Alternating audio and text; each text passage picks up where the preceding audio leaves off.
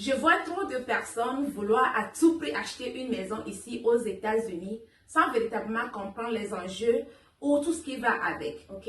Je peux t'assurer que rester locataire ou louer une maison peut au contraire être bien plus profitable pour toi si tu ne remplis pas encore certaines conditions ou encore si tu n'as pas certains critères en tête avant de te lancer dans l'achat d'une maison, ok? Alors dans cette vidéo, je vais te guider à travers les facteurs essentiels à considérer pour savoir si tu devrais louer ou acheter une maison ici aux USA. Alors, bienvenue les amis. Merci d'être encore là sur ma chaîne. Mon nom c'est Victoire et ici nous partageons avec toi toutes les informations qui vont t'aider à éviter les erreurs quotidiennes qui retardent ton rêve américain afin que tu puisses accélérer ta réussite en tant qu'immigrant. Ok? Alors, si c'est quelque chose qui te parle, n'hésite pas à t'abonner. Laisse-moi un commentaire et je ferai le plaisir de te répondre. Alors, let's go. Si tu résides ici aux États-Unis, je suis sûre que tu as déjà entendu dire ou bien tu as déjà entendu parler de comment acheter une maison est un excellent investissement, alors que louer une maison, c'est comme jeter de l'argent à la fenêtre. Mais il faut savoir que cela va dépendre de ta situation ou bien encore de tes moyens de bord, ok?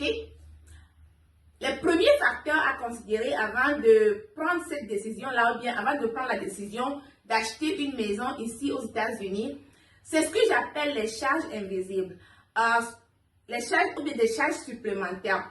C'est ce que certains appellent encore les coûts fantômes. Ce sont des extra paiements qui ne sont pas souvent calculés ou bien qui sont laissés de côté et que l'on ne calcule pas en avance, dont personne même ne parle, mais qui s'ajoutent au prix de l'achat de la maison. Par exemple, des closing costs. Ok? Je ne sais pas comment est-ce qu'on dit ça en français, mais on peut dire que ce sont les frais de confirmation des dossiers pour finaliser l'achat qui peut varier entre 7 000 et 10 000 $ et plus encore. Et ce que tu dois avoir en cash avant d'acheter la maison, ok?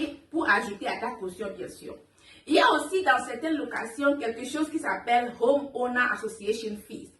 Ce qui peut se traduire par les frais des associations de maintenance du quartier ou de la ville dans laquelle tu veux acheter cette maison-là, qui peut aussi s'ajouter à ce que tu dois payer chaque mois, ok? Sans oublier encore des frais de maintenance qui vont éventuellement s'accumuler au cours de l'année quand tu seras dans la maison. Ce que les gens ignorent aussi beaucoup, c'est les taxes d'habitation ou de propriété, ok? C'est quelque chose qui se paie par année, qui peut augmenter ou se réduire. En fait, ça varie par rapport à l'économie et il y a des compagnies d'hypothèques même qui font une estimation et te demandent de payer ça mensuellement dans un compte qui s'appelle escrow account pour s'assurer que tu as ça avant la fin de l'année pour payer ces taxes-là. Et encore beaucoup de choses qui vont faire que rester dans une maison vont te coûter plus. Par exemple, comme la facture de l'électricité. Ta facture de l'électricité sera plus élevée que ce que tu payais quand tu louais une maison, ok? Ou bien quand tu louais un appartement. Puisque la maison occupe un espace plus grand et a besoin de plus d'intensité pour réchauffer en hiver ou bien refroidir en été, ok?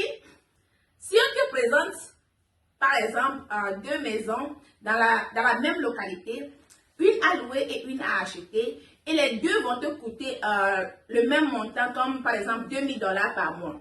Certains ou la plupart te diront que c'est mieux de payer la maison là.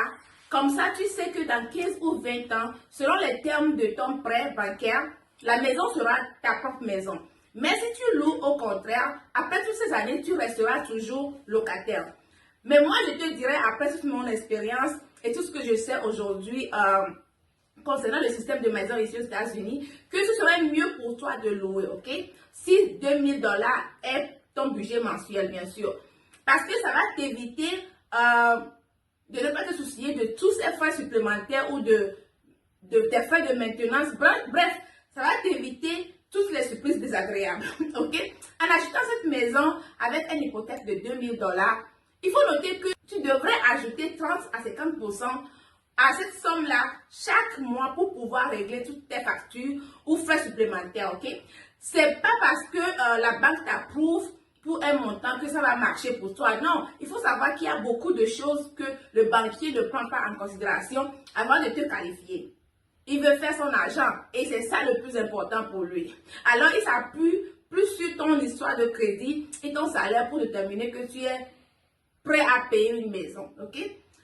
Je ne vois pas beaucoup de personnes parler de ça, mais si tu ne prends pas le temps de calculer tout ça en avance, ton rêve ou bien ta joie d'avoir une maison va devenir vite un cauchemar qui peut t'entraîner dans des dettes pas possibles jusqu'à ce que tu peux même perdre cette maison-là.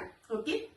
Alors, c'est pourquoi les gens qui maîtrisent la domaine de la maison ici aux États-Unis vont te dire que le loyer est le maximum que tu peux payer par mois, alors que l'hypothèque, c'est le minimum de ton paiement mensuel qu'on te met sur le papier. J'espère que tu es toujours avec moi.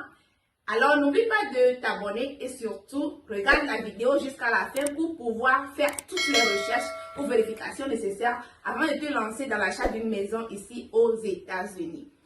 Comme ça, tu vas éviter de tomber dans ces erreurs qui vont faire que tu seras dans une maison en train de sacrifier ton temps ou énergie juste pour payer l'hypothèque à cause de la malinformation. Voyons maintenant les raisons ou les dires qui poussent les gens à vouloir acheter une maison à tout prix. Ok? La première raison qu'on va voir ici, ou bien que j'attends souvent, c'est que louer une maison, c'est comme tu payais simplement l'hypothèque du propriétaire ou tu l'aides à devenir riche au lieu de t'aider toi-même ou bien au lieu de payer ça pour toi-même. C'est archi faux, ok les amis? Il faut savoir que le propriétaire est obligé de fixer le prix par rapport à la localité ou encore à l'état, ok? Ce qui veut dire que je ne peux pas me lever comme propriétaire et dire que je vais louer ma maison à $2000 si le marché est fixé à pas plus de 1500 dans cette zone-là, ok? Ce qui fait que des fois, les propriétaires perdent et des fois, ils peuvent gagner aussi, dépendamment de comment est le marché et les dépenses qui viennent s'ajouter à chaque fois qu'ils doivent réparer quelque chose dans la maison, ok? Alors, s'il te plaît, n'aie plus cette impression-là que si tu paies le loyer, tu l'aides ou bien tu aides quelqu'un à s'enrichir, ok? La deuxième raison, ou bien encore la deuxième chose que j'attends les gens dire, qui pousse les gens à payer sans prendre ou bien sans faire des calculs et voir s'ils sont vraiment prêts, c'est se dire que payer le loyer ici aux États-Unis, c'est jeter de l'argent en l'air. Ce qui n'a même pas de sens pour moi. Parce que tu paies la maison pour une raison, ok? Tu veux avoir un toit sur ta tête. C'est pour ta sécurité, c'est un besoin primordial. Alors, comment est-ce que tu peux qualifier ça de jeter l'argent en l'air? Tu ne comprends même pas. Et quand tu paies le loyer aussi, chaque fois que quelque chose se gâte dans la maison, tu fais juste appel d'1 à 1 minute au propriétaire et c'est résolu, c'est réparé. Cela me manque même parce que tu ne vas pas perdre ton temps à chercher les pièces à Home Depot ou l'eau, à dépenser encore, comme quand tu es dans une maison, ok? Believe me, that's not fun. Ça n'a pas vraiment de sens de dire que louer, c'est jeter l'argent à l'air. Au moins, si tu veux dormir dehors, peut-être que tu vas penser ça, ok? Alors, la troisième raison ici que tu ne dois pas laisser te pousser à acheter une maison sans considérer tous les aspects nécessaires, c'est se dire qu'en achetant une maison ici aux États-Unis, le principal de l'hypothèque, ça veut dire une partie de l'argent que tu paies mensuellement, c'est comme une sorte d'épargne pour toi à la banque que tu peux aller retirer quand tu en as besoin. Ce qu'on appelle souvent equity, ok? C'est un grand mensonge. Il faut savoir que quand tu achètes une maison ici aux États-Unis, 60 à 80% de ce que tu paies chaque mois pendant les 10 premières années sont juste l'intérêt de la banque, ok? Alors ton equity là, sur lequel tu comptes, c'est juste peut-être 20 à 40%. Et ce que beaucoup ne disent pas, c'est que quand tu as besoin de cet argent-là et tu veux prendre ça à la banque, c'est pas cadeau les amis. C'est un autre prêt que tu vas payer avec intérêt en plus de ce que tu paies déjà pour la maison. Ça va te faire 2 hypothèques que tu paies en même temps, ok? Certains vont me dire que, ok, tu peux revendre la maison et gagner sur ça après 2 ou 3 ans parce que la valeur va augmenter for sure. Ce qui n'est pas toujours vrai, les amis. La maison, ou bien bien les maisons peuvent aussi perdre leur valeur, ok, au fil du temps, et tu vas finir par vendre ça à perte. C'est vrai que c'est une chose aussi que les gens ne disent pas souvent, mais il y a la dévaluation des maisons ici aux États-Unis au fil du temps aussi. Et vendre après pour bénéficier ne doit pas être une raison pour toi pour vouloir à tout prix acheter. Seulement, peut-être si tu veux investir dans l'immobilier, bien sûr. Donc, tu vois clairement que louer peut être des fois la meilleure décision pour toi et tu ne vas plus croire à ces dires-là et tu vas te poser les bonnes questions avant ou bien faire aussi les bons calculs avant de te décider. Ok? Maintenant, nous allons parler de quelques raisons valables pour toi d'acheter une maison. Ok? La première que j'ai ici, c'est si tu as beaucoup d'enfants, ok, peut-être 3 ou plus, là tu as besoin de plus d'espace, ok, ou bien peut-être que tes parents vont venir et tu as besoin des chambres des amis pour eux, pour les héberger, ou bien encore peut-être que tu aimes changer ou bien remodeler la maison comme tu veux et tu sais aussi réparer des petites choses toi-même comme changer les locks, peindre, faire un peu de la plomberie, changer les lumières, bref, les petites choses qui vont coûter beaucoup d'argent. Si tu ne sais pas les faire toi-même, tu sais les faire, là, tu es bien. Mais avant de prendre cette décision-là aussi, tu dois comprendre, tu dois prendre le temps de voir si tu es prêt, ok, en considérant tout ce que j'ai partagé avec toi avant jusqu'ici. Et parce que c'est une décision qui va affecter tes finances radicalement. Alors, ne le fais pas sans revoir ton revenu mensuel ou annuel. Et aussi, si tu as déjà peut-être des dettes ou crédit cartes que tu paies chaque mois, ok? Pour ce faire, la bonne méthode que j'ai appris, c'est premièrement, tu dois épargner 10 à 20% du prix de la maison que tu veux acheter pour la caution, pour éviter de payer certaines taxes mensuelles sur le prix de la maison. Ok? C'est vrai que pour acheter une maison ici aux États-Unis, tu peux acheter ça avec 1%, 3% du prix de la maison comme caution, mais il faut savoir que les taxes et les intérêts aussi vont se calculer à la base de ce que tu as mis. Donc, le plus sera le mieux pour toi.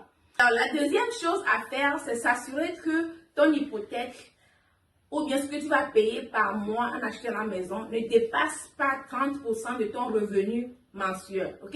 Parce qu'il faut noter qu'il y a beaucoup de choses que tu dois payer chaque mois en plus de ça. Comme les utilities, le téléphone, câble, internet, Wi-Fi, c'est internet, Wi-Fi, crédit card, pour ne pas citer que ceux-là, ok, tu connais toutes les choses qu'on doit payer ici aux États-Unis. Des choses que tu ne dois pas vraiment oublier ou négliger.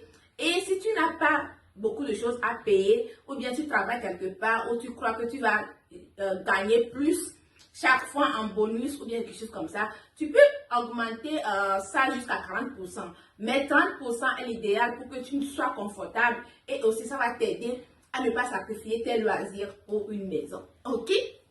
La troisième chose à faire, c'est qu'il faut avoir, après toutes les dépenses de la maison, ou bien il y a toutes les dépenses, il faut avoir au moins 10 à 15% de ton revenu que tu vas économiser ou mettre de côté comme épargne jusqu'à ce que ça suffise pour couvrir au moins 3 à 6 mois de tes dépenses mensuelles. Ok? Juste en cas d'urgence.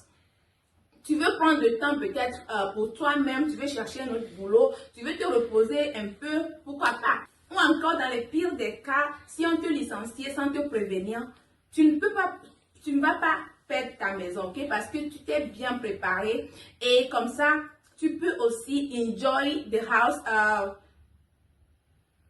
Tu peux aussi enjoy the house et profiter de tous les avantages qui viennent avec parce que tu as posé de bonnes fondations, ok? Alors les amis, c'est ce que je voulais partager avec vous aujourd'hui. On s'arrête ici pour que la vidéo ne soit pas trop longue. J'espère que tu as aimé et que tu as pris bonne note. Alors n'oublie pas de liker et de t'abonner pour ne pas rater la prochaine vidéo où je vais t'amener avec moi pour visiter des maisons à vendre ici aux États-Unis. Ou encore, si tu veux, je peux te parler des décrets que le président Trump vient de signer. Ok? Alors, n'hésite pas de me dire dans le commentaire ce que tu aimerais savoir, bien ce que tu veux que je partage avec toi prochainement.